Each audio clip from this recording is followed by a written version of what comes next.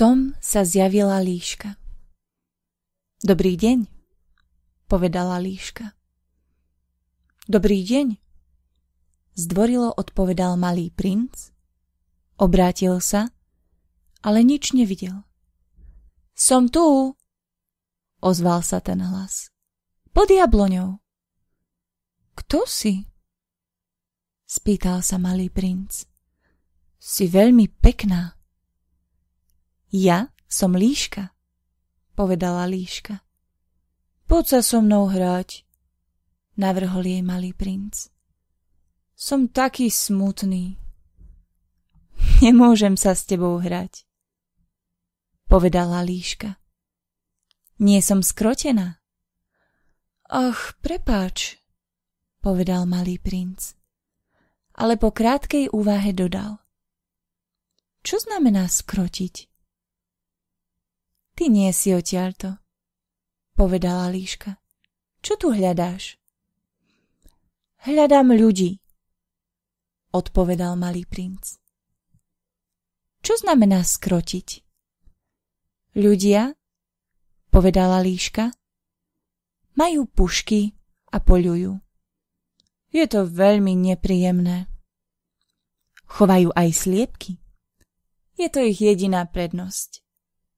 Hľadáš sliepky? Nie, odpovedal malý princ. Hľadám priateľov. Čo znamená skrotiť?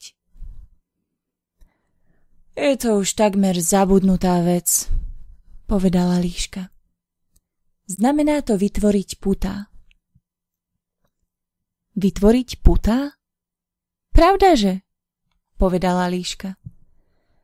Ty si pre mňa zatiaľ len malý chlapec, podobný 100 000 malých chlapcov. A nepotrebujem ťa. A ani ty ma nepotrebuješ. Ja som pre teba líška, podobná 100 000 líšok. No ak si ma skrotíš, budeme jeden druhého potrebovať. Budeš pre mňa jediný na svete. Ja budem pre teba jediná na svete. Začínam rozumieť, povedal malý princ. Jestvuje jedna kvetina, myslím, že si ma skrotila. To je možné, poznamenala líška. Na zemi sa dá všeličo zažiť. Och, to nie je na zemi, povedal malý princ. Zdalo sa, že to v líške vzbudilo veľký záujem. Na nejakej inej planéte? Áno. Sú na tej planéte poľovníci? Nie. To je zaujímavé. A sliepky? Nie. Nič nie je dokonalé. Vzdychla si líška, ale vrátila sa k svojej myšlienke. Môj život je jednotvárny. Poľujem na sliepky a ľudia poľujú na mňa. Všetky sliepky sú si podobné a všetci ľudia sa navzájom podobajú. Tak sa trochu nudím. No ak si ma skrotíš, môj život bude akoby ožiarený slnkom. Spoznám zvuk krokov, ktorý bude iný ako všetky ostatné. Tie ostatné kroky ma zaháňajú pod zem. Tie tvoje ma privolajú z nory ako nejaká hudba. A potom pozri, vidíš tam tie obilné polia? Ja chlieb nejem. Obilie je pre mňa zbytočné. Obilné polia mi nič nepripomínajú. A to je smutné. Ale ty máš zlaté vlasy. Bude to teda skvelé, keď si ma skrotíš. Zlaté obilie mi ťa bude pripomínať. A ja budem mať rada šumenie vetra v obilí. Líška zmlkla a nadlho sa zahľadela na malého princa. Prosím ťa, skroť si ma, povedala. Veľmi rád, odpovedal malý princ. Ale nemám veľa času. Musím si nájsť priateľov a spoznať veľa vecí. Spoznáme len tie veci, ktoré si skrotíme, povedala líška. Ľudia už nemajú čas, aby niečo spoznávali. Kupujú si u obchodníkov celkom nové veci. Ale pretože nejestvujú obchodníci, čo by predávali priateľov, ľudia už priateľov nemajú. Ak chceš mať priateľa, skroť si ma. Čo mám urobiť? Spýtal sa malý princ. Musíš byť veľmi trpezlivý, odpovedala líška. Najprv si sadneš do trávy trochu ďalej odo mňa, asi takto. Ja sa budem na teba pozerať kútikmi očí a ty nebudeš nič vravieť. Reč je prameňom nedorozumení. Ale každý deň si budeš môcť sadnúť trochu bližšie. Na druhý deň prišiel malý princ zasa. Bolo by lepšie, keby si prichádzal v tú istú hodinu, povedala líška. Ak napríklad prídeš o 4:00 popoludní, už o 3:00 začnem byť šťastná. Čím väčší čas pokročí, tým budem šťastnejšia. O 4:00 už budem vzrušená a nepokojná. Objavím cenu šťastia. No ak budeš chodiť hocikedy, nebudem nikdy vedieť, na ktorú hodinu si mám pristrojiť srdce. Je potrebné zachovávať isté zvyky.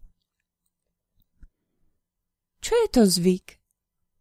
Spýtal sa malý princ. Aj to je čosi, na čo sa veľmi zabúda, povedala líška.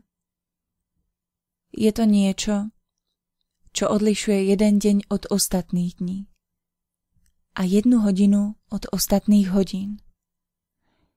Napríklad aj moji poľovníci majú jeden zvyk. Vo štvrtok tancujú s dedinskými dievčencami. A tak je štvrtok nádherný deň.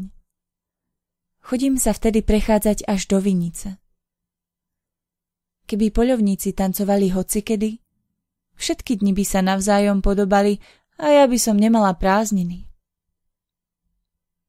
Tak si malý princ skrotil líšku. A keď sa priblížila hodina odchodu, líška povedala: Ach, budem plakať. Je to tvoja vina, povedal malý princ. Neželal som ti nič zlé, ale ty si chcela, aby som si ťa skrotil. Pravdaže, povedala líška. Ale ty budeš plakať, povedal malý princ. Pravdaže, povedala líška. Teda z toho nebudeš mať nič. Budem, povedala líška. Vďaka farbe obilia. Potom dodala. Choď sa ešte raz pozrieť na rúže. Pochopíš, že tá tvoja je jediná na svete. Vrátiš sa ku mne, aby si mi dal s Bohom a ja ti darujem tajomstvo. Malý princ sa šiel znova pozrieť na rúže. Vy sa na moju rúžu vôbec nepodobáte. Vy ešte nie ste nič, povedal im. Nikto si vás neskrotil a vy ste si neskrotili nikoho. Ste také, ako bola moja líška. Bola iba líškou, čo sa podobala 100 000 ostatných líšok. Ale ja som si z nej urobil priateľku a teraz je jediná na svete. A rúže boli veľmi zarazené. Ste krásne, ale ste prázdne, povedal im. Nemožno pre vás zomrieť. Prirodzene, obyčajný okoloidúci by si myslel, že moja ruža sa vám podobá. Ale ona jediná je dôležitejšia ako vy všetky. Pretože práve ju som polieval. Pretože ju som dával pod sklenený zvon. Pretože ju som chránil zástenou. Pretože jej som pozabíjal húsenice Okrem 2 alebo 3, z ktorých majú byť motýle. Pretože ju som počúval, ako sa žaluje, alebo vystatuje, alebo dokonca ako niekedy mlčí. Pretože je to moja ruža. A vrátil sa k líške. S Bohom, povedal. S Bohom, povedala líška. Tu je moje tajomstvo. Je veľmi jednoduché. Dobre vidíme iba srdcom. To hlavné je očiam neviditeľné. To hlavné je očiam neviditeľné. Opakoval malý princ, aby si to zapamätal. Čas, ktorý si strácal pre svoju ružu, robí tvoju ružu takou dôležitou. Čas, ktorý som strácal pre svoju ružu, opakoval malý princ, aby si to zapamätal. Ľudia zabudli na túto pravdu, povedala líška. Ale ty na ňu nesmieš zabudnúť. Ty budeš navždy zodpovedný za všetko, čo si skrotíš. Si zodpovedný za svoju ružu. Som zodpovedný za svoju ružu, opakoval malý princ, aby si to zapamätal.